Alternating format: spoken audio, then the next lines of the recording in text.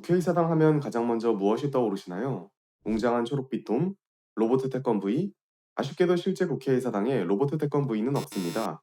그런데 웅장한 돔 역시 기존 설계에는 없었다는 사실 알고 계셨나요? 이처럼 다양한 루머와 역사를 가진 국회의사당은 우리나라 삼권 분립의 핵심 중 하나인 입법부가 사용하는 관청입니다. 이번 시간에는 우리나라의 입법부, 즉 국회에 대해 알아보겠습니다. 국회와 의회라는 명칭들을 들어보셨을 텐데, 먼저 의회에 대해 설명드리자면, 의회란 선출된 의원으로 구성된 입법을 담당하는 기관입니다. 한편 국회는 국가의 의회로 각 국가마다 다양한 이름으로 불리곤 합니다.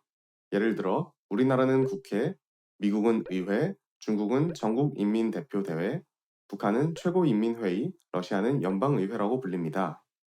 한자 의회를 직역하면 의논하는 모임으로 단순한 의미를 가지지만 영어로는 조금 복잡한데 어셈블리, 팔리아멘트, 콩그레스 등이 대표적으로 이는 각 나라마다 다르게 사용됩니다.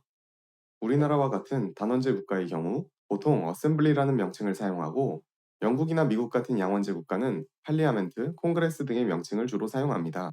다음으로 의회의 역사를 살펴보면 최초의 의회는 930년 아이슬란드의 의회로 명칭은 알싱기이지만 이후 영국이 설치하여 발전시킨 의회가 사실상 의회의 기원으로 여겨집니다.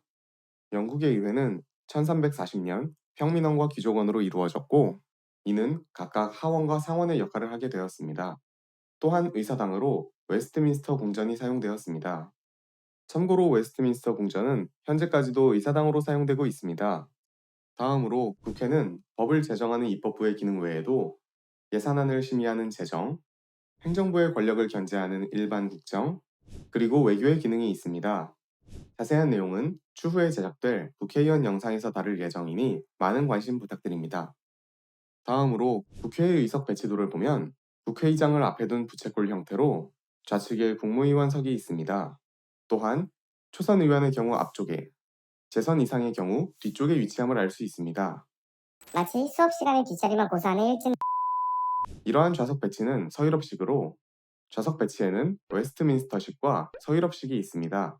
웨스트민스터식은 앞서 살펴본 영국 의회의 구조로 주로 영연방 국가들에게서 나타나는데 대립적 토론을 중시하기에 여야가 서로 마주보는 구조를 띱니다. 우리나라와 반대로 앞줄에 영향력이 큰 다선 의원이 앉게 됩니다. 서유럽식의 경우 합의적 토론을 선호하여 대표가 앞으로 나와 발표하는 구조로 의석이 부채꼴로 배치됩니다.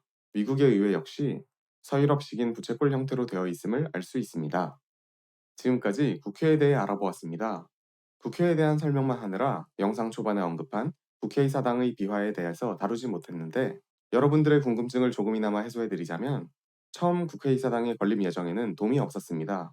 하지만 서양식 건축물에 돔이 없으면 웅장미가 떨어진다는 몇몇 의원들의 반발로 인해 돔이 얹어지게 된 것입니다.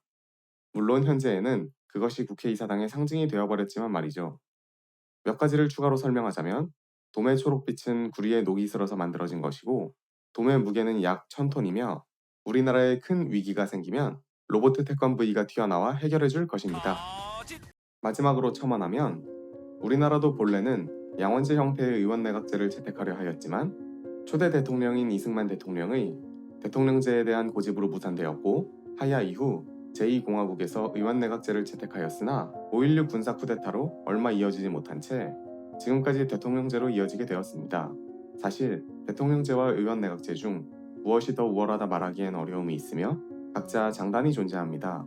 중요한 것은 어떠한 형태로든 국민을 위하는 정치를 펼쳐야 하고 위기가 다가오더라도 초월적인 존재가 나타나 해결해 줄 것이라는 믿음을 가지기보다는 우리 모두가 정치에 관심을 기울여야만 정치가 비로소 바르게 나아갈 수 있을 것입니다. 정치에 관련된 명언을 소개하면서 마무리 짓도록 하겠습니다. 시청해주셔서 감사합니다.